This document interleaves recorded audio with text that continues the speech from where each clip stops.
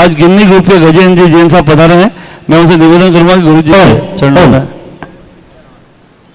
बोले देवादिदेव श्री आदिनाथ भगवान की, देवादेव श्री महावीर भगवान की, संत श्रोमणी गुरुवराचार्य श्री विद्यासागर जी महाराज की, नवाचार आचार्य परमेष्टि समय सागर जी महाराज की, गुणायतन प्रेता शंकर समाधान भाव एक प्रवक्ता जन जन के संत प्रखर वक्ता बोले परम पूज मुनि श्री प्रमाण सागर जी महाराज की, बोले परम पूज मुनिवर श्री निर्वेक सागर जी महाराज की, बोले परम पूज मुनिवर श्री संधान सागर जी महाराज की।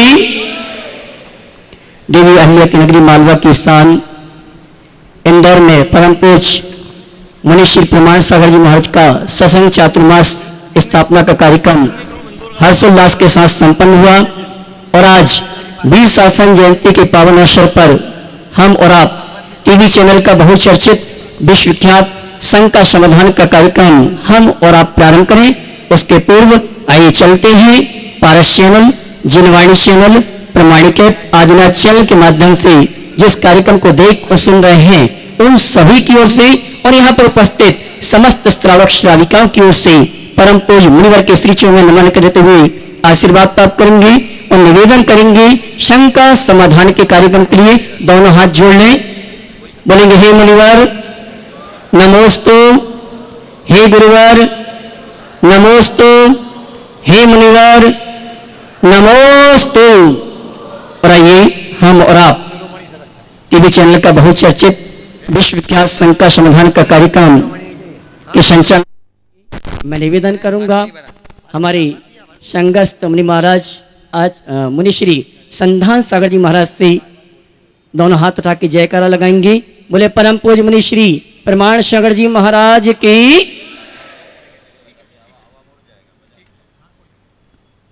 आज का यह संघ का समाधान का सत्र अपन प्रारंभ करते हैं पूज्यवर के चरणों में।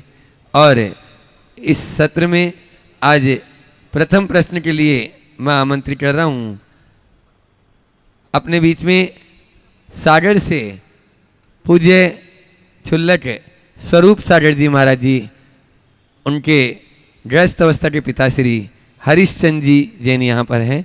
वे अपना प्रश्न रखें और उसके बाद में तैयार रहेंगे प्रदीप जी संध्या जी जैन, महावीर मेडिकल सागर गुणायतन ट्रस्टी। सभी मुनिराजों को नमस्तु, सभी छुल्लक जी को इच्छा में। महाराज जी एक वाक्य है, गुण रहित शरीर प्रतिक्षण नष्ट हो रहा है। गुण रहित शरीर प्रतिक्षण नष्ट हो रहा है। महाराज जी इसको थोड़ा समझाइए। ओम फिर से बोलिए। गुण रहित शरीर प्रतिक्षण नष्ट हो रहा है। गुण ग्रहण रहित रहित रहित गुण रहित। हाँ देखो छरीर में तो कोई गुण है नहीं, शरीर तो ऊपर का चोला है, गुण किस में? आत्मा में। तो ये हमारा शरीर छन छन छीन हो रहा है, इसमें कोई संशय है क्या? नहीं। तो बस शरीर नश्वर है, आत्मा अमर है, इसे पहचान। नमस्ते महाराज। श्री प्रदीप जी संध्या जी महावीर मेडिकल गुणायतन के संस्थापक सदस्य और उसके बाद में तैयार रहेंगे डॉक्टर KM जी गंगवाल पूना। गुरुदेव नमस्तु। गुरुदेव मेरा प्रश्न है कि मेरे शहर में मेरे आराध्य पधारे थे, उनकी मुझे भक्ति पूजन आराधन सब करने का नवदा भक्ति पूर्वक पढ़ाने का भी अवसर मिला था, लेकिन किस अंतराय कर्म के कारण हमें उनका गंधोदक प्राप्त नहीं हुआ महाराज जी, इस बारे में हमारा प्रश्न है। तो हमारा प्रश्न ये है कि हमारे परिवार को गंधोदक प्राप्त नहीं हुआ, वह कौन सा कर्म था? और परिवार के सभी सदस्य एक दूसरे के ऊपर आरोप प्रत्यारोप कर रहे थे कि आप ऐसा कर लेते तो ऐसा हो जाता। तो महाराज जी कृपया समाधान करें और यह अंतराय कर्म कैसे टलेगा, कृपया हमें मार्गदर्शन दें। नमस्ते। देखिए यही तो संयोग, आप ये मत सोचिए कि हमें गंधोदक नहीं मिला। आप इस बात के लिए अपने आप को खुश नसीब समझिए कि कम से कम हमें पड़गाहन तो मिला, लोगों को तो वो भी नहीं मिला। बाकी सब कुछ ठीक था, गर्मी भयानक थी, दूरी लंबी थी, ये तो पहले ही दिमाग में लगा लेना था। अपने साथ महाराज का ख्याल रखते तो ये समस्याएं क्यों आती। इसलिए गंधोदक तो कहीं भी लिया जा सकता। आशीर्वाद। नमोस्तु भगवान, नमोस्तु भगवान। आगे डॉक्टर KM जी गंगवाल पूना जो साकार के क्षेत्र में बहुत ही अच्छा कार्य कर रहे हैं का विमोचन साथ साथ करा दो। गुरुदेव। और एक मिनट, अब भैया करें। हाँ बोलो। हाँ। एक मिनट डॉक्टर साहब। और आइए सम्मान सहित मंच पर आमंत्रित करूंगा डॉक्टर KM जी गंगवाल पुणे, जो कि साकार के लिए वहीं डॉक्टर साहब वहीं पहुंचे। और ये मैं आज एक पुस्तिका नई तैयार की है और उनकी विमोचन की मांग आमंत्रित करूंगा हमारी धर्म प्रभाव समिति की महानिर्देशक श्रीमान भरत जी कुसुम जी मोदी और साथ में गुणायतन के महामंत्री शिरोमणि संरक्षक कन्हैया लाल जी सेठी ये आएंगे और हमारे KM गंगवाल जी जिन्होंने बहुत ही अच्छी साकार की पुस्तिका तैयार की, उसका विमोचन का कार्यक्रम होगा और अगले प्रश्न के लिए तैयार रहेंगे। कन्हैया लाल जी आ जाए। कन्हैया लाल जी आ जावे आगे, वही कैमरामैन वही कवर कर ले। हाँ, उसके बाद में तैयार रहेंगे सुरेंद्र जी प्रीति जी जैन गुवाहाटी। एक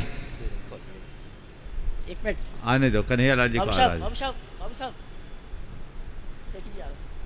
डॉक्टर KM जी गंगवाल जो साकार के क्षेत्र में बहुत ही अच्छा कार्य करते हैं और दीन दुखियों की सेवा में भी, और श्री सेवायतन जो वहाँ सम्मेद शिखर दी में उसमें भी बहुत अच्छा कार्य इन्होंने किया। जोरदार तालियों से उनका स्वागत अभिनंदन करते हैं। और साथ में है कन्हैया लाल जी सेठी जो गुणायतन के यशस्वी महामंत्री और प्रेमचंद जी सागर वे इस पुस्तक का, और भरत जी मोदी, भरत जी कुसुम जी मोदी जो कि हमारी धर्म प्रभावना समिति के महानिर्देशक हैं और गुणायतन से तन मन और धन से जुड़े हुए हैं। जोरदार ताली बजाकर हमारे सम्मानीय अतिथियों का सम्मान करें।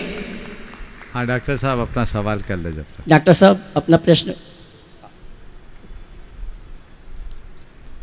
गुरुदेव के चरणों में त्रिवार वंदन, त्रिवार वंदन।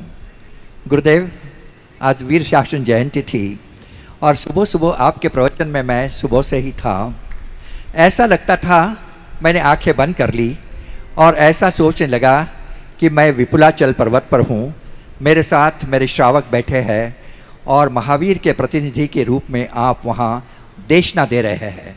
गुरुदेव, आपने जो तीनों चारों बातें आज कही हृदय को छू लेने वाली थी। पर्टिकुलरली आपने युवाओं के व्यसनों के बारे में जो कहा वो बहुत ही पावरफुल था। गुरुदेव, भावना योग के माध्यम से हम पूना में हजारों युवकों को व्यसन मुक्त कर रहे हैं और आपके प्रवचन से, आज का जो प्रवचन है मैंने पूरा रिकॉर्ड कर लिया है। हम ये हमारे जो व्यसनी युवा है उनको सुनाएंगे ताकि व्यसन मुक्ति हो के लिए वो कामयाब रहेंगे। गुरुदेव, मेरा सवाल यह है कि लोगों को व्यसन मुक्त युवा पीढ़ी को करने के लिए कुछ कमांड्स जो आपने मुझे पहले दी थी वो तो हम यूज़ करते हैं, उसके साथ साथ और क्या करें। और दूसरी दिक्कत आती है कि ये व्यसनी युवा है वो भावना योग कंसिस्टेंटली नहीं करते, हफ्ते में एक बार करते, 2 बार करते हैं। उनको यदि हम कार्यशाला में लाए तो वो रोज करते हैं। तो गुरुदेव, आपका मार्गदर्शन चाहिए। देखिए, सबसे पहले तो मैं चाहूँगा एक बार डॉक्टर गंगवाल साहब का जोरदार अभिनंदन कर दे। उम्र के इस पड़ाव में भी ये बहुत ऊर्जा के साथ जुड़े हुए हैं और इन्होंने पूरा जीवन अहिंसा और शाकाहार के प्रचार प्रसार में खपाया है। ये हम सबके लिए बहुत गौरव की बात है। आपने व्यसन मुक्ति का जो अभियान छेड़ा है बहुत सराहनीय है और समाज में इसकी बहुत बड़ी आवश्यकता है। आज पूरी समाज और ख़ासकर समाज का युवा वर्ग वैष्णव में भी सबसे ज़्यादा नशे के प्रति बहुत ज़्यादा नशे का आदी होता जा रहा है और नशे में अब सबसे भयानक रूप ड्रग्स ने लेना शुरू कर दिया। इसके लिए तो सरकारें भी बहुत चिंतित हैं। हमें इसके लिए एक व्यापक अभियान चलाने की ज़रूरत है और उस अभियान में लोगों के हृदय में एक ऐसी आध्यात्मिक चेतना विकसित करने की आवश्यकता है जिसके बल पर वो व्यसन और बुराइयों से मुक्त हो सके। लोगों को जीवन के मर्म का बोध कराएं, जीवन के मूलभूत लक्ष्य और उद्देश्य की पहचान कराएं ताकि उनमें भटकाव रुके और वे अपने जीवन का पथ प्रशस्त कर सकें। नमोस्तु गुरुवर, नमोस्तु। आपने जो पुस्तक लिखी है शाकाहार, पूरी पुस्तक का नाम तो मुझे नहीं दिख रहा है, आप ही नाम बोल दीजिए थोड़ा सा। सुखी जीवन का आधार शाकाहार। सुखी जीवन का आधार शाकाहार, वाकई में बहुत और अच्छी गुरुदेव, पुस्तक है। और मैं आप सबसे कहूँगा ये पुस्तक आप खुद पढ़ें और लोगों को पढ़ने की प्रेरणा दें ताकि शाकाहार के प्रति जागरूकता बढ़ सके। बहुत बहुत नमोस्तु गुरुवर, नमोस्तु। आगे गुणायतन के शिरोमणि संरक्षक सुरेंद्र प्रीति जैन गुवाहाटी अपना प्रश्न कर रहे हैं, उसके बाद ललित सरावगी जी कल जाता तैयार रहेंगे। तीनों महाराज जी के चरणों में मेरा और मेरे परिवार की ओर से नमोस्तु नमोस्तु नमोस्तु। सभी क्षुल्लक जी के चरणों में इच्छामी इच्छामी इच्छामी। महाराज श्री, आप लोगों के पास संयम, तप, त्याग और आचरण है, इसीलिए लोग आपके पीछे खींचे चले आते हैं और जो कोई भी आपसे एक बार मिलता है वो आपका होकर रह जाता है। तो महाराज जी, मेरा ये प्रश्न है कि मोबाइल के पास ऐसा क्या है जो लोग चाहे छोटे हो या बड़े, किसी के भी हाथ में आने के बाद उसे छोड़ने का नाम नहीं लेता। महाराज जी, देखिए, साधु का आकर्षण एक सात्विक आकर्षण है और मोबाइल का आकर्षण एक भौतिक आकर्षण। सात्विक आकर्षण कठिनाई से जगता है, भौतिक आकर्षण सहज होता है। धर्म के प्रति लगाव किसी किसी का होता है, पाप के प्रति झुकाव प्रायः सबका होता है। मोबाइल एक ऐसा ही साधन है जो मनुष्य को मुग्ध करता है और उस मुग्धता के परिणाम स्वरूप वो पागल हो जाता है। हमें चाहिए कि हम इस मुग्धता से मुक्त हों और मोबाइल का उतना ही उपयोग करें जितना जरूरी है। औचित्य का बोध करें, आवश्यक और अनावश्यक की पहचान करें, क्या और कितना प्रयोजनीय है इसका ध्यान करें, चीजें ठीक हो सके। नमोस्तु गुरु। सुरेंद्र ललित जी, पहले सुरेंद्र। हाँ सुरेंद्र जी अपना प्रश्न कर रहे हैं। नमोस्तु महाराज श्री, नमोस्तु महाराज श्री। सबसे पहले तो मैं कल के अद्भुत, अद्वितीय और अचंभित करने वाले कलश स्थापना दिवस के लिए सभी इंदौर वासियों को और सभी इंदौर के पदाधिकारी, चतुर्मास के पदाधिकारियों को बहुत बहुत बधाई देना चाहूँगा कि इतना बढ़िया प्रोग्राम इन्होंने किया। जो स्टेडियम में जिस तरह की पोजीशन थी महाराज श्री, मैंने तो कोई पिक्चर का स्टार आता है या कोई गायक बहुत बड़ा आता है तो ही इस तरह की भीड़ देखती है, लेकिन कल जो यहाँ भीड़ थी वो देखने लायक थी महाराज श्री। इसीलिए मैं इंदौर के सभी वासियों को एक बार पुनः बहुत बहुत बधाई देता हूँ।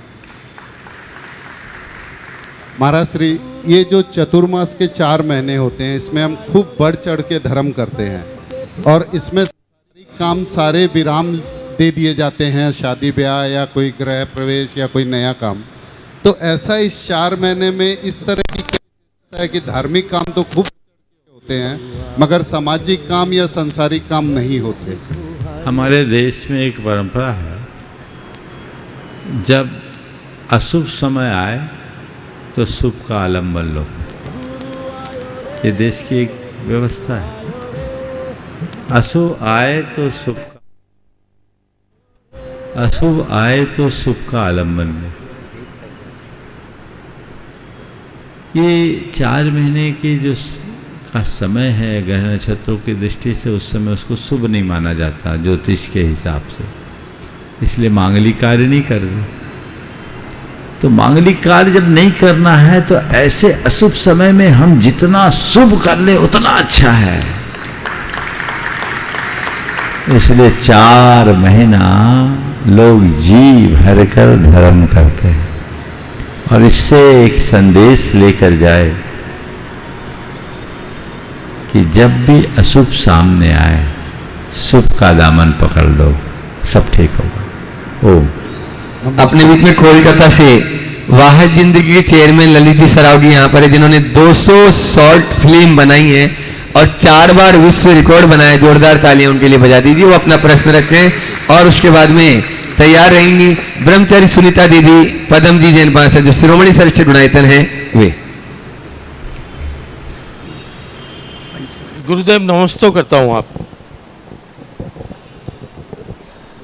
गुरुदेव मेरी शंका किसी धर्म या धार्मिक गतिविधि को लेके नहीं है, मेरी शंका कोई सामाजिक काम को लेके नहीं है, मेरी शंका आम लोगों के संबंधित भी नहीं है, मेरी शंका आपको लेके है। गुरुवर, मैं पिछले कई सालों से आपके सानिध्य में हूं।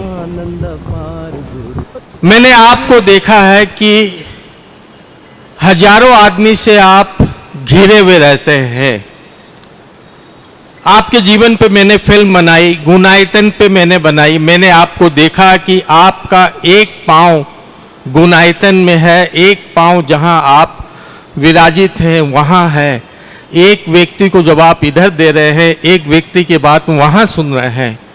और कल इंदौर का जो चातुर्मास हुआ उसमें हजारों हजार आदमियों की भीड़ में 7 घंटा आपने कार्यक्रम को संभाला, और इस बीच में 2 महीने में आपने 13 किलो वजन भी घटा लिया।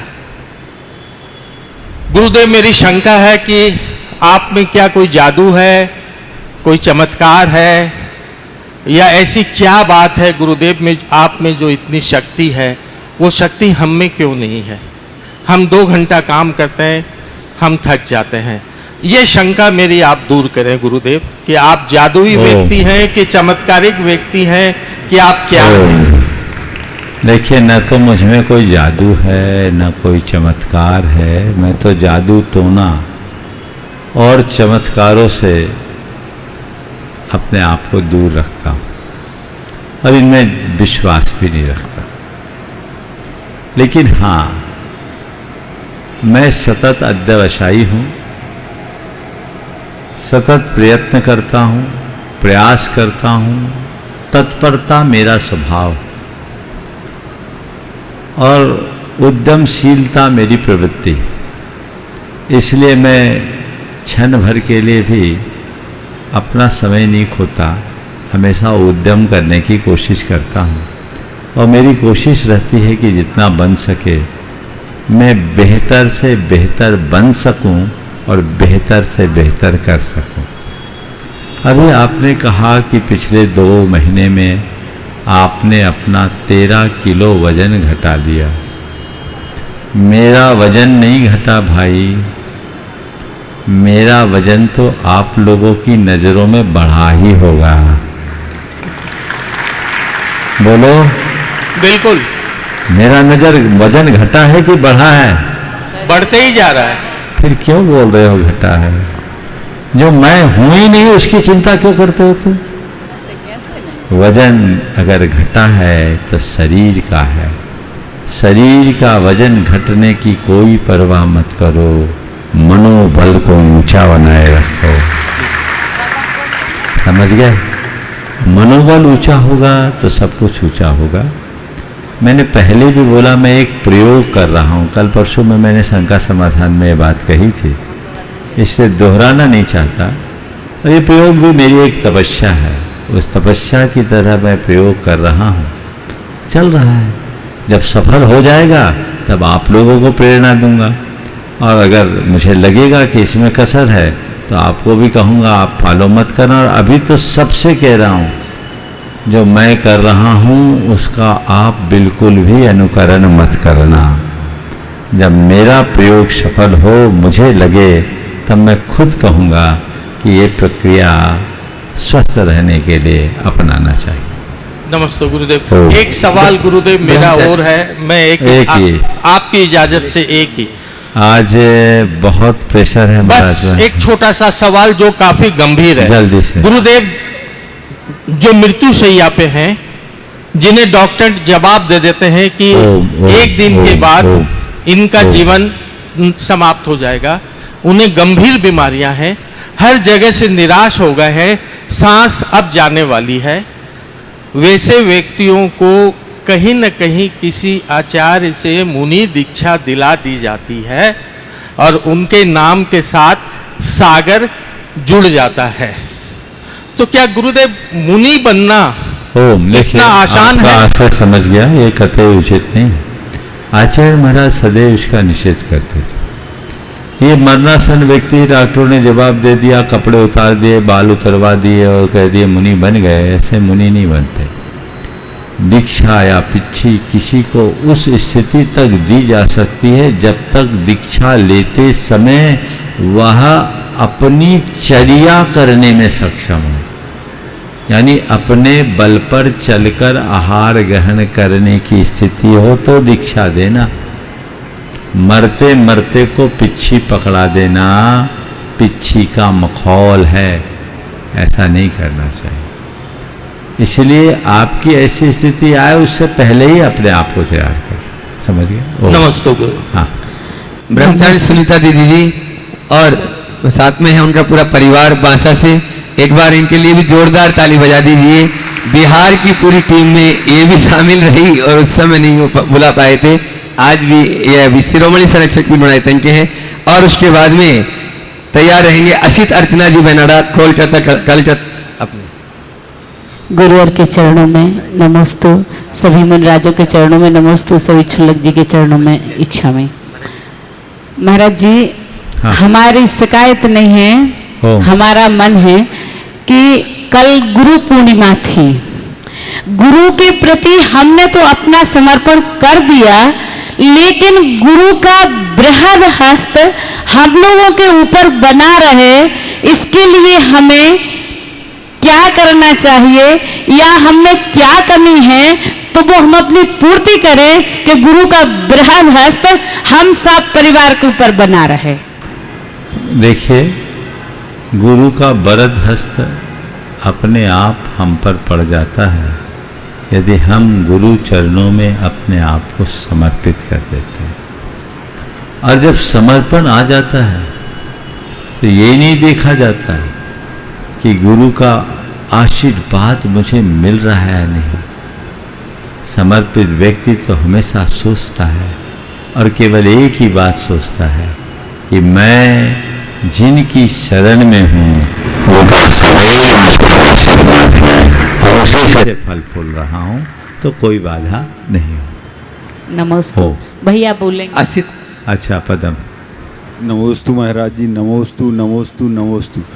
महाराज जी, आपने एक कलश स्थापित किया है, सब जगह 5, 11, 21, 51, 1008 कलश स्थापित होते, वो हम लोगों को क्यों मौका नहीं दिया कलश स्थापित करने का?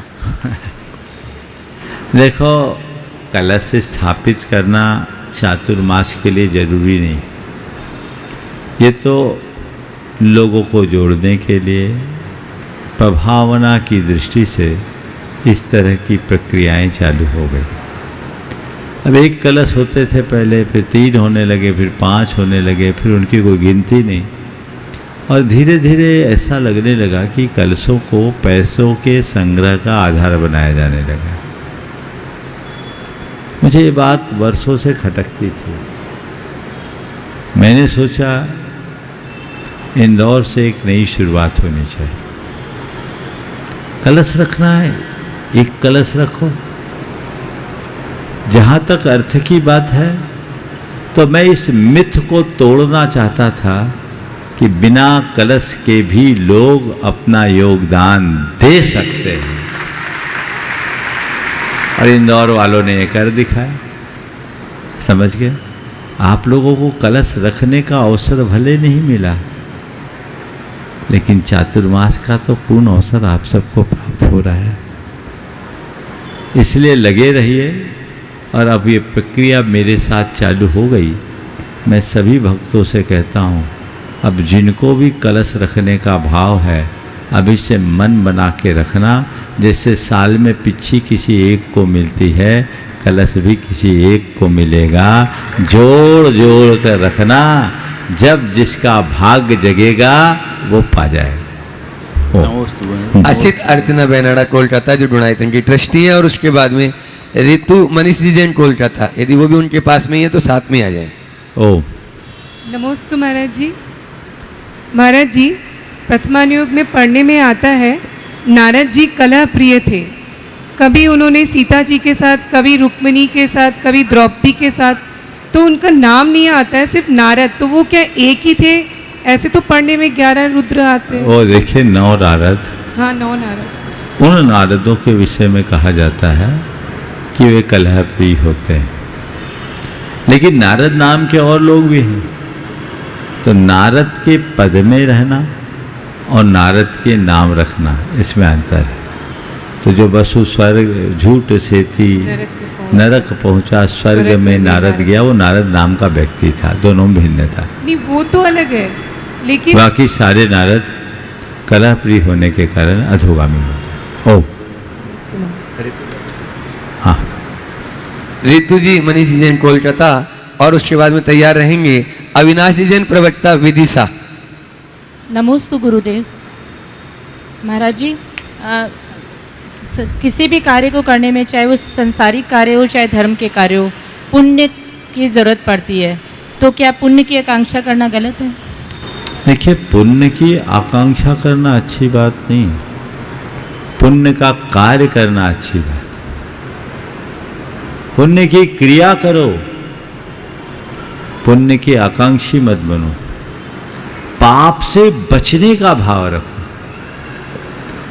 पुण्य का फल मत चाहो, और पुण्य की क्रिया में पीछे मत रहो। रास्ता ही ओ।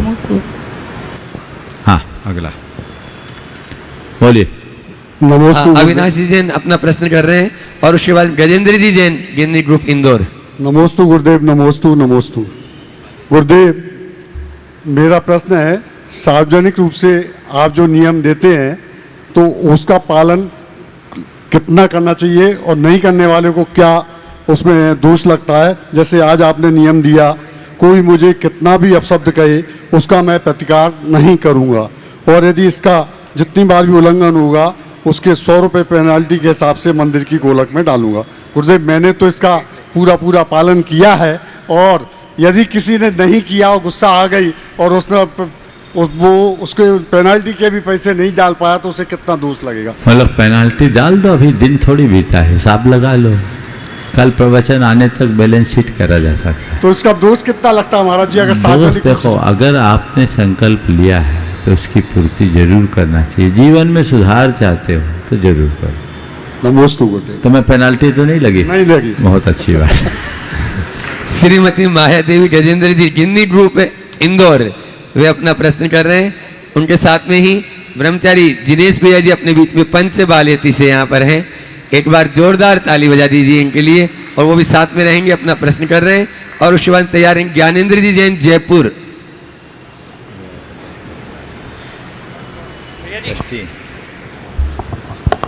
हो, जल्दी करो।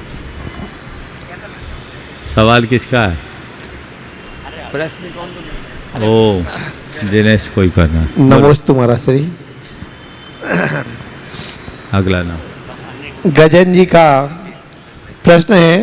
वैसे वो प्रश्न पहले भी आ गया है, और वही प्रश्न इनका भी है कि वर्तमान में आप आहारचर्या में, और उसकी बात मत करो, और कोई सवाल है तो बात करो, बहुत हो गया। हाँ चलो अगला बोलो। हाँ बोलिए ज्ञानेंद्र। ज्ञानेंद्र जी जैन देखिए, समय बहुत कीमती होता संस्थापक सदस्य है, हैं। वही प्रश्न कीजिए जिसका प्रयोजन है। जल्दी बोलिए। नमस्ते महाराज श्री। ज्ञानेंद्र जी जैन। नमस्ते महाराज श्री। सभी शुल्लक महाराज जी को इच्छामी। हाँ। महाराज जी, ऐसा कहते हैं, शरीर में बोझ बढ़े तो व्यायाम कीजिए, मन में बोझ बढ़े तो ध्यान कीजिए, और धन का बोझ बढ़े तो दान कीजिए। तो महाराज जी, ये तीनों चीज़ों का बोझ बढ़ने की नौबत ही ना आए, इसके लिए व्यायाम, ध्यान और दान कब, कितना और कहाँ किया जाए, ताकि कोई गलत परिणाम ना होने पाए और जीवन में संतुलन भी बना तीनों रहे। प्रकार के बोझ से बचने का एक ही उपाय है कि जीवन को नया आयाम दीजिए। आपने बोला शरीर में बोझ पड़े तो व्यायाम कीजिए, मन में बोझ पड़े तो ध्यान कीजिए, और धन का बोझ पड़े तो दान कीजिए, और तीनों का बोझ न बढ़े तो जीवन को एक नया आयाम दीजिए। अध्यात्म के रास्ते को अंगीकार कर लीजिए, युक्ताहार बिहारी बनिए, सहज, संतुलित और सधी हुई जिंदगी को अपना लीजिए, जीवन अपने आप व्यवस्थित हो। नमस्ते। एक कोई श्रीमती चंद्रकला जी पाटनी रांची वे अपना प्रश्न कर रही हैं और उसके बाद में तैयार रहेंगे उन्नति जैन सागर और उनके साथ में बालचंद बल्लू भैया के जो है भतीजी सेजा जैन वह भी साथ में रहेंगे। मेरी तरफ से जगत के सब जीवों की तरफ से मुनिराजों के चरणों में नमोस्तु, छुल्लक जी महाराज के चरणों में इच्छा में। महाराज श्री कदम छोटे हो या बड़े रुकने नहीं चाहिए और मंजिल पाने के लिए हमेशा चलते रहना चाहिए, लेकिन अगर इंसान थक जाए तो क्या करना चाहिए? तू न थकेगा कभी, तू न थमेगा कभी, तू न रुकेगा कभी, कर शपथ कर शपथ कर शपथ, अग्निपथ अग्निपथ अग्निपथ। यह महान दृश्य है कि चल रहा मनुष्य है, अश्रु स्वेद लथ अश्रु स्वेद रक्त से लथ पथ लथ पथ लथ पथ। अग्निपथ अग्निपथ अग्निपथ। हरिवंश राय बच्चन की इन प्रेरणादायी पंक्तियों को याद करो।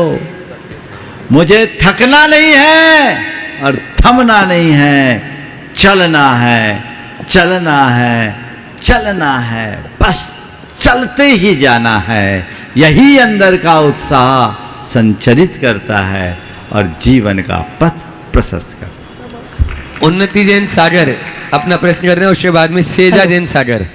मम आराध्य गुरुदेव के चरणों में नमोस्तु नमोस्तु नमोस्तु नमोस्तु महाराज जी। महाराज जी, आज से लगभग 1 दशक पूर्व, लगभग 10 वर्षों के पहले, सबसे पहले मुझे और मेरे पूरे परिवार को आप जैसे गुरु का सानिध्य मिला। जयपुर चतुर्मास से सबसे पहले हम लोग आपसे जुड़े और मम्मी हम लोगों को उठाने के लिए टीवी पे आपके प्रवचन लगा देती थी और तब से हम लोग आपसे जुड़े हुए हैं। महाराज जी, अगले अलग अलग शहरों में हम लोग चतुर्मास स्थलों पर आपके दर्शन के लिए गए हैं। तब ऐसा होता था कि झरने के पास हम प्यासे जाते थे। ऐसा पहली बार हुआ है कि हमारे ही नगर में, इंदौर में आपका चतुर्मास हुआ है, लेकिन मैम महाराज जी वर्किंग होने के कारण हम लोग उतना लाभ नहीं ले पा रहे हैं। तो महाराज जी ऐसा क्या करें कि एज अ वर्किंग वुमेन भी हम लोग लगातार आपके पास जुड़े रहे और आशीर्वाद भी मिलता रहे? सैटरडे संडे को पूरी तरह समर्पित कर दो, अपने आप काम हो जाए। और ऑफिस आवर के आगे पीछे भी तो किया जा सकता है। दूर जगह आते तो एक अंतर है, ठीक है, महीना 2 महीना 4 महीना 6 महीना साल में एक बार आए, पर वहाँ फ्री होके आते थे तो जितना रहता पूरा समय कला। अब यहाँ जंजाल साथ में जुड़ा हुआ है तो उधर भी ध्यान देना पड़ता है, लेकिन उन सब से बचने का यही एक उपाय है कि हम जितना बने उतना लाभ उठाएं। सेजा जैन सागर अपना प्रश्न कर रहे हैं, उसके बाद में पीयूष जी सरावगी कटनी जो शिरोमणि संरक्षण संगठन ढूंढाई थी। नमोस्तु महाराज श्री। आजकल लौकिक शिक्षा का बहुत ज़्यादा प्रभाव होता है। जब बच्चों के एग्ज़ाम होते हैं उस समय हम बच्चों को पाठशाला जाने से रोक देते हैं, तो हमें पाप लगता है। अगर लगता है तो कौन सा पाप लगता है? देखिए, जब लौकिक परीक्षा हो पाठशाला जाने से रोक देते हैं तो इसके लिए मैं तो ये कहूँगा कि पाठशाला के आयोजकों को ही कुछ ऐसी व्यवस्था कर देनी चाहिए कि परीक्षा के टाइम में थोड़ा विराम दे दिया जाए ताकि कोई रोकने का पाप ना पाए। और दूसरी तरफ अगर बच्चों को आप पाठशाला जाने से रोक रहे हैं तो अदर एक्टिविटी के प्रति भी ध्यान दीजिए, उनसे भी रोकिए। बाकी सब एक्टिविटीज़ को तो आप एक्सेप्ट कर रहे हो, अब केवल पाठशाला को रोक रहे हैं, ये ठीक बात नहीं। अगर बच्चों की रुचि होती है तो उन्हें जरूर भेजना चाहिए। पीयूष जी सरावगी कटनी और उसके बाद में तैयार रहेंगे सुभाष जी जैन गुणायतन CEO। नमोस्तु गुरुजी। गुरुजी, मेरा सवाल यह है कि हर परिवार में एक व्यक्ति होता है जो चाहता है कि उसका पूरा परिवार खुश रहे, आगे बढ़े, सब लोग सही से चले, लेकिन उसकी ये सोच पे वो सबसे ज़्यादा रोता है क्योंकि वो किसी को खुश नहीं रख पाता। गुरुजी, इसका समाधान दीजिए, क्या उसकी वो सोच गलत है? फिर से बोलो। गुरुजी, मेरा सवाल है कि हर परिवार या न्यूक्लियर फैमिली हो चाहे जॉइंट फैमिली हो, उसमें एक व्यक्ति रहता है जो पूरे परिवार को साथ में लेके चलना चाहता है। वो चाहता है कि उसका परिवार सुखी रहे, सारे भाई अच्छे से काम करे, सब औरतें अच्छे से खुशी रहे, लेकिन जब भी वो सोचता है और उसके प्रति काम करता है, अंत में वो सबसे ज़्यादा रोता है। तो क्या गुरुजी उसकी सोच गलत है? अगर नहीं तो वो खुद भी खुश रहे और सबको साथ में लेके अच्छे से चले, इसका समाधान दीजिए गुरुजी। देखिए, अगर वो ये सोचता है कि सब खुश रहे, सुखी रहे, तो ये बहुत अच्छी सोच है, पर उसके बाद वो रोता है तो ये उसकी दुर्बलता है। एक बात ध्यान रखना, ये काम कर्तव्य की भावना से करोगे तो लोग भी खुश रहेंगे और तुम भी खुश रहोगे, और कर्ता बुद्धि से करोगे तो रोते रहोगे। जो काम करना है कर्तव्य की भावना से करो, कर्ता बन के मत करो। मैं करता हूँ ये बात मन से निकालो, मैं इसमें निमित्त हूँ इस बात को मन में बिठा लो।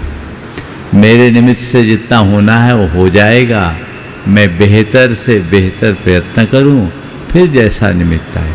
यदि ऐसी सोच विकसित होगी तो सारा रास्ता अपने आप प्रशस्त हो जाएगा। गुणायतन के सीईओ सुभाष जी अपना प्रश्न कर रहे हैं, उनके साथ में कन्हैयालाल जी सेठी भी आ जाएं।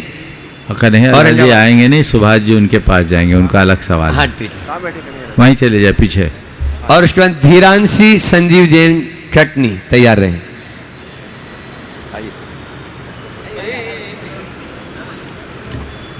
गुरुदेव के चरणों में शत नमन। मंचासीन मुनिराजों के चरणों में सादर नमोस्तु। शुल्लक महाराजों के चरणों में सादर इच्छामि।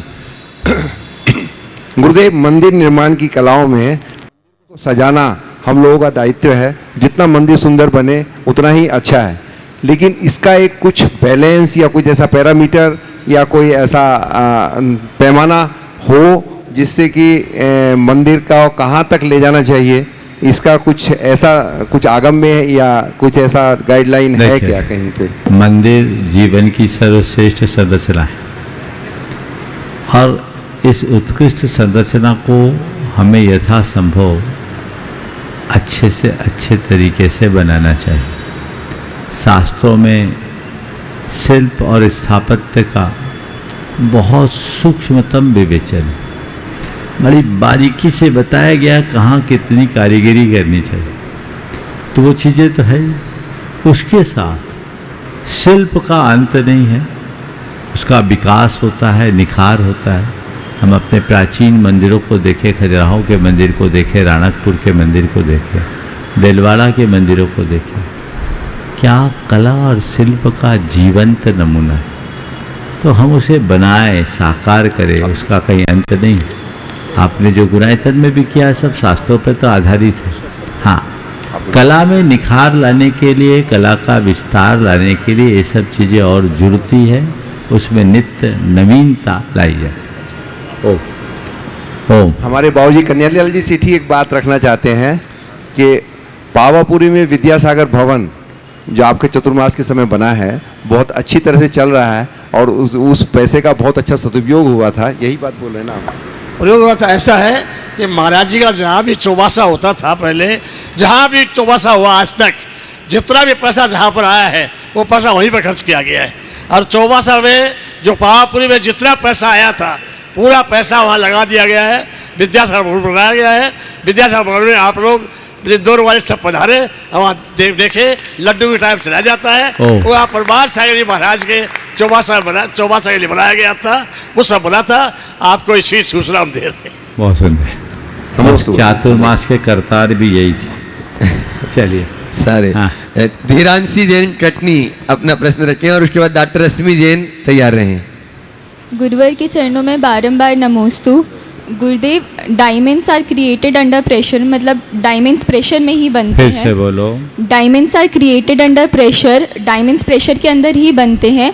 इसी लाइन पर आज हर कोचिंग इंस्टीट्यूट कॉम्पिटिटिव एग्ज़ाम्स की तैयारी कराती है, और पढ़ाई के इतने प्रेशर में आकर फेलियर के डर से कुछ लोग बच्चे गलत कदम उठा लेते हैं, वरना कुछ बच्चे एक्सपीरियंस और नॉलेज के बेसिस में सक्सेसफुल तो हो जाते हैं, बट अपनी सक्सेस को डिफ़ाइन नहीं कर पाते।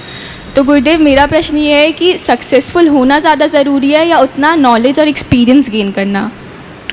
देखिए, सक्सेसफुल होने का मतलब क्या है? किसी एक टारगेट को अचीव कर लेना मात्र सक्सेस की पहचान नहीं। सच्चे अर्थों में सफलता जीवन की पूर्णता का नाम है, जिसमें कोई एक लक्ष्य नहीं, जीवन का परिपूर्ण विकास हो।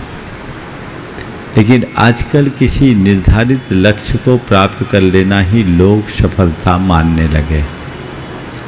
हमें अगर अपने जीवन को सफल बनाना है तो किसी भी लक्ष्य को प्राप्त करने के लिए आगे बढ़े और उसकी संभावनाओं को भी साथ साथ देखते चले। किसी भी बड़े लक्ष्य को प्राप्त करने के लिए हम जब आगे बढ़ते हैं और ख़ासकर कॉम्पिटिटिव क्षेत्र में, और लोग उसमें ही अपनी सफलता गिनने लगते हैं तो उन पर प्रेशर होता है। यदि हम अपनी योग्यता और अनुभव का लाभ उठाएं तो हम एक क्षेत्र में विफल होकर के भी दूसरे क्षेत्र में सफल हो सकते हैं। हमें नई संभावनाओं को देखना चाहिए और उस अनुरूप आगे बढ़ना चाहिए। आगे डॉक्टर रश्मि जैन। नमोस्तु गुरुदेव। हाँ।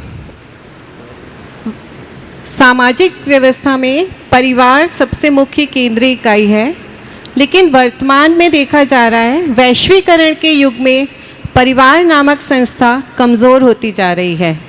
पहले संयुक्त परिवार, फिर एकाकी परिवार और वर्तमान में डबल इनकम नो किड्स की अवधारणा बढ़ती जा रही है। तो महाराज जी, परिवारों का भविष्य किस स्वरूप में होगा और इसको सुदृढ़ बनाने में हमारी क्या भूमिका हो सकती है, कृपया समाधान दीजिए। बहुत अच्छा सवाल आपने परिवारों के भविष्य की बात की।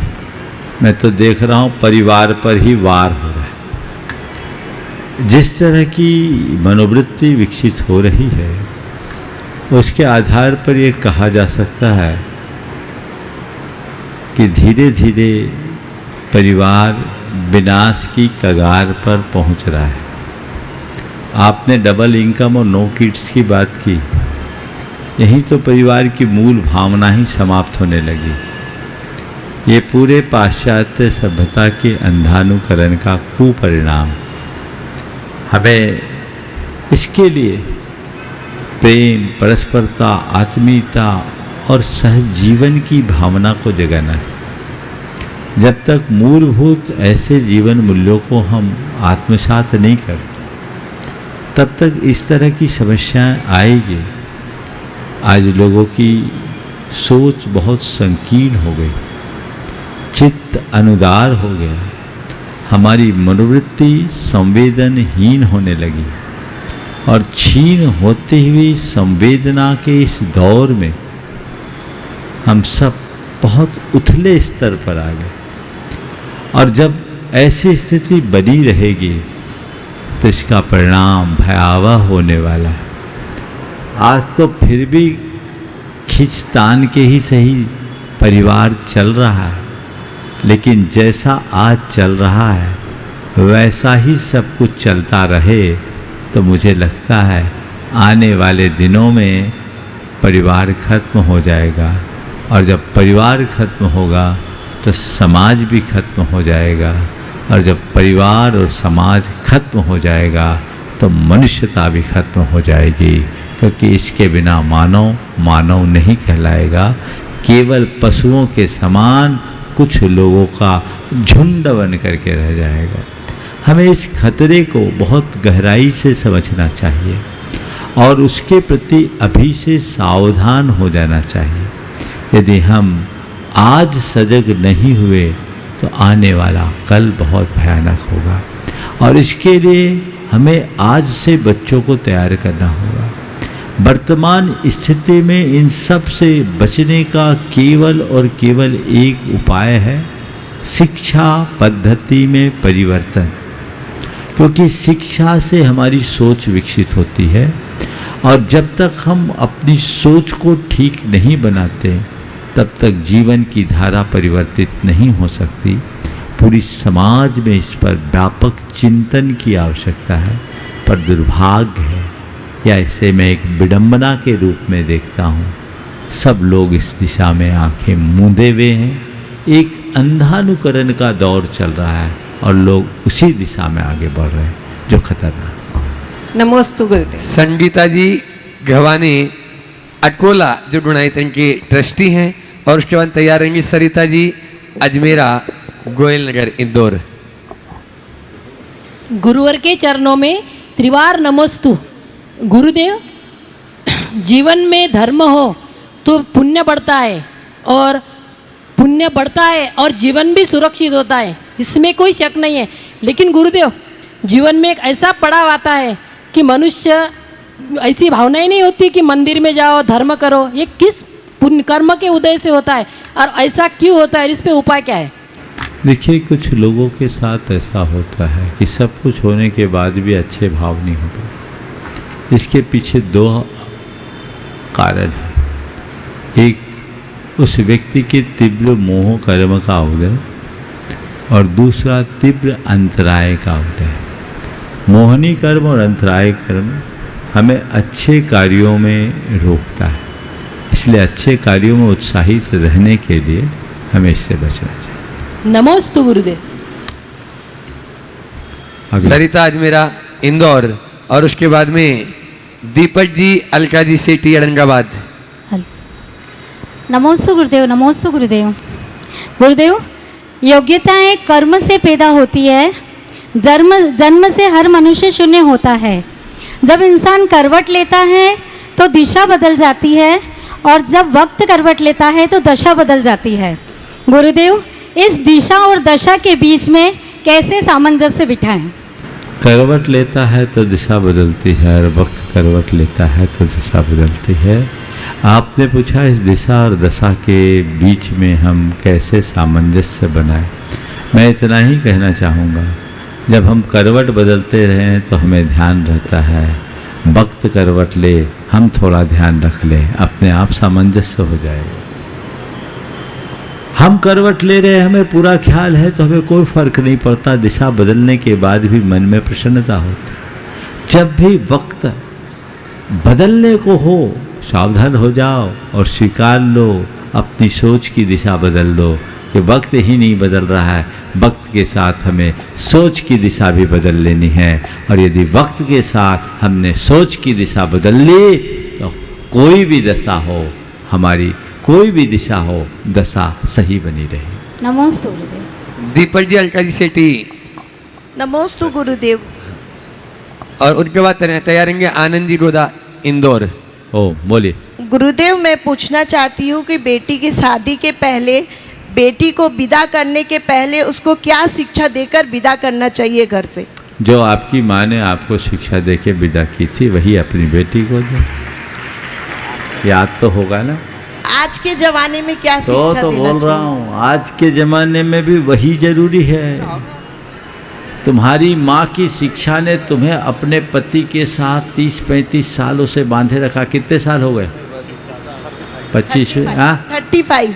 35 साल से बंधे हो ना, तो वो किसका नतीजा है?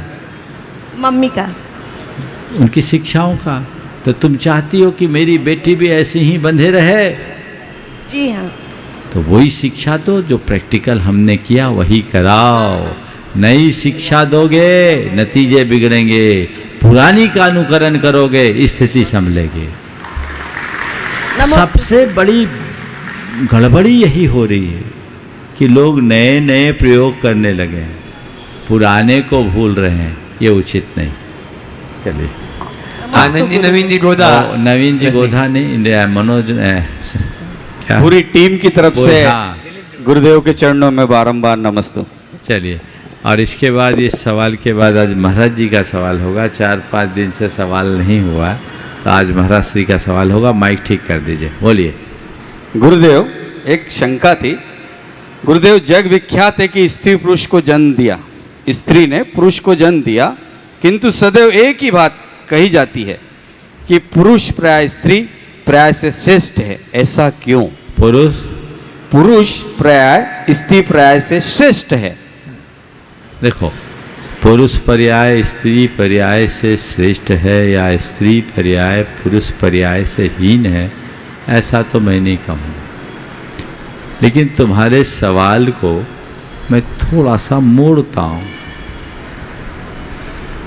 इस सवाल को अगर इस तरह घुमा के पूछो तो ज़्यादा अच्छा होगा और मुझे थोड़ी सुविधा भी हो जाएगी, क्योंकि मैं अगर तुम्हारी बात का समर्थन कर दूं तो मैं झमेले में नहीं पड़ना चाहता। ये सवाल करो कि जब स्त्री पुरुष दोनों एक संतान के जन्मदाता है और संतान को जन्म देने के लिए माँ 9 महीने तक बेटे को पेट में रखती है, फिर भी बेटे की पहचान बाप से क्यों होती? बिल्कुल सही करो, है ना? ये सवाल मैं तुमसे पूछूं तो क्या उत्तर दोगे? बोलो नवीन। आनंद। आपके अरे आपसे कोई पूछ ले कि तुम्हारी पहचान तुम्हारे बाप से क्यों? समझ गए? एक बार ये सवाल मेरे पास आया, मैंने जो उत्तर दिया उसे आज दोहरा देता हूं, तुम्हारा उत्तर भी मिल जाएगा। मैंने कहा एक बात बताओ, धरती पर बीज बोया जाता है, बीज कहाँ डाला जाता है? धरती में। बीज अंकुरित कहाँ होता है? धरती में। बीज को पोषण कौन देता है? धरती। बीज बढ़ता किस में? धरती में। बीज फलता किस में? धरती में। सब काम किसका है? धरती का। लेकिन उससे उत्पन्न फल और उससे तैयार पेड़ की पहचान बीज से होती कि धरती से? थोड़ा बोलो। बीज से। आम का बीज बोए आम का पेड़ है, जामुन का बीज बोया जामुन का पेड़ है, अनार का बीज बोया अनार का पेड़ है। तो अनार के पेड़ की पहचान अनार के बीज से, आम के पेड़ की पहचान आम के बीज से, यही होता है ना? बिल्कुल गुरुदेव। धरती से क्यों नहीं? सारा काम तो धरती ने किया, पर पहचान किससे? बीज से।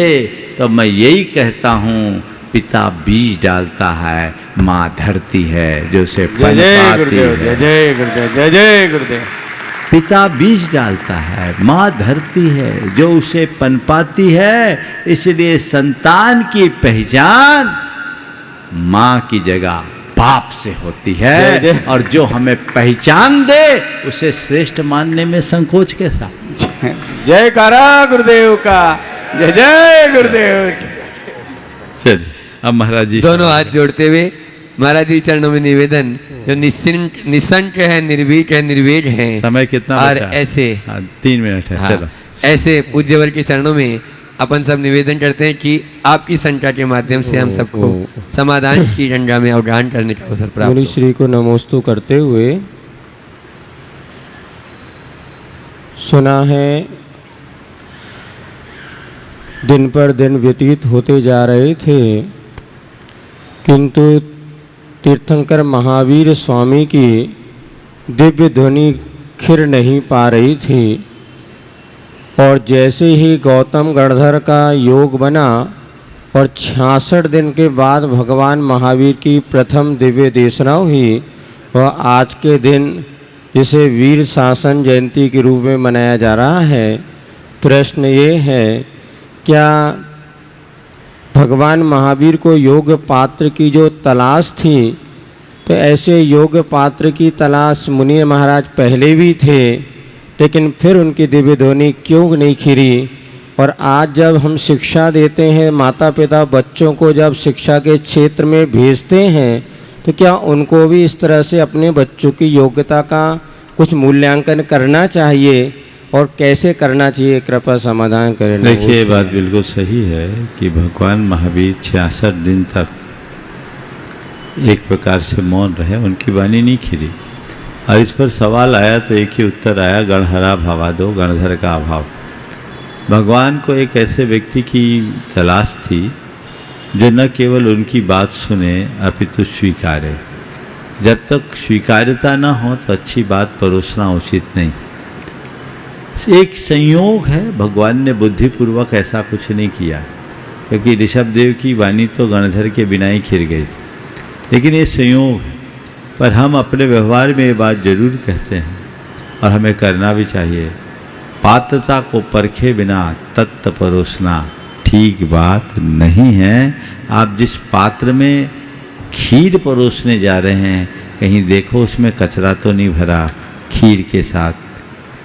पात्र के साथ खीर भी कचरा हो जाएगा, इसलिए पात्र में योग्यता होना जरूरी है। ओम बोला लो। हाँ, रानू, श्रीमती रानू जी जैन, प्रेमचंद जी, संध्या जी उपकार है जल्दी।